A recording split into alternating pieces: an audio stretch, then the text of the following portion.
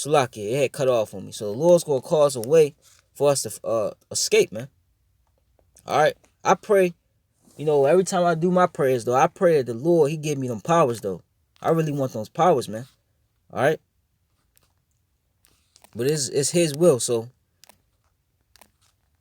it is what it is. As long as we escape, that's all that matters at the end of the day. Alright.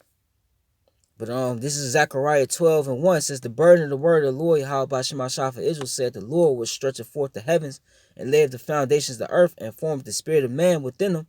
Behold, I will make Jerusalem a cup of trembling unto all the people round about, when they shall be in the siege, both against Judah and against Jerusalem. Right? A siege is what? When troops come in. That's a siege, man. Esau is laying the siege, man. He's cutting the food supply off. Okay? He's slaying you by your way of living, all right?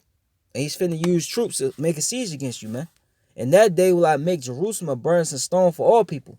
All that burn themselves with it shall be cut in pieces. Though all the people of the earth be gathered together against it. And that day said the Lord Yahweh Shema Shah will smite every horse with astonishment and his rider with madness. And I will open my eyes upon the house of Judah and will smite every horse of the people with blindness. And the governors of Judah shall say in their heart, the inhabitants of Jerusalem shall be my strength. And the Lord Yahweh Shema Shah is their God. Their God. Slaki. It says, in that day I will make the governors of Judah like an hearth of fire among the wood, and like a torch of fire in the sheath. And they shall devour all the people round about on the right hand and on the left hand.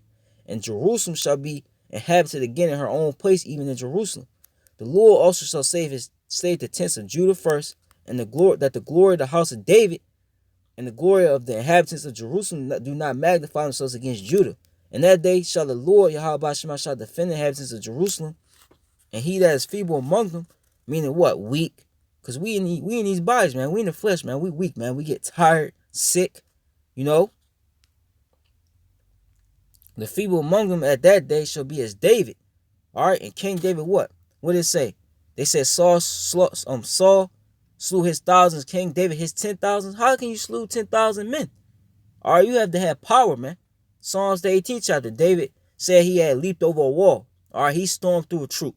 How was he able to storm through a troop? Because the Lord lifted up a standard for King David.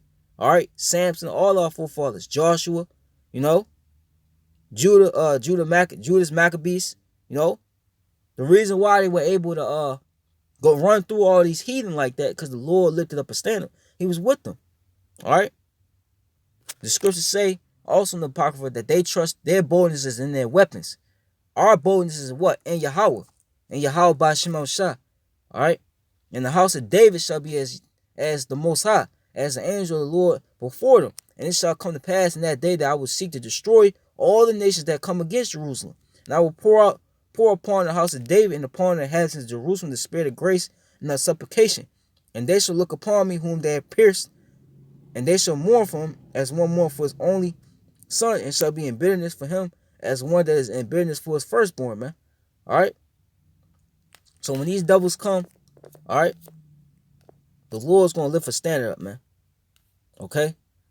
He's going to use his men, okay, to destroy you nations, man. Okay. So come on with it. All right. Call her Lord La Yahweh by Shema Shah. Yahweh Ratazadis was edifying. Baba Kasha, Abba Baba, Abba Baba, Abba Ha Yapa, Abba Ha Yapa. Shalom to you, to the few Aquaf that do listen and learn. Shalom, endure.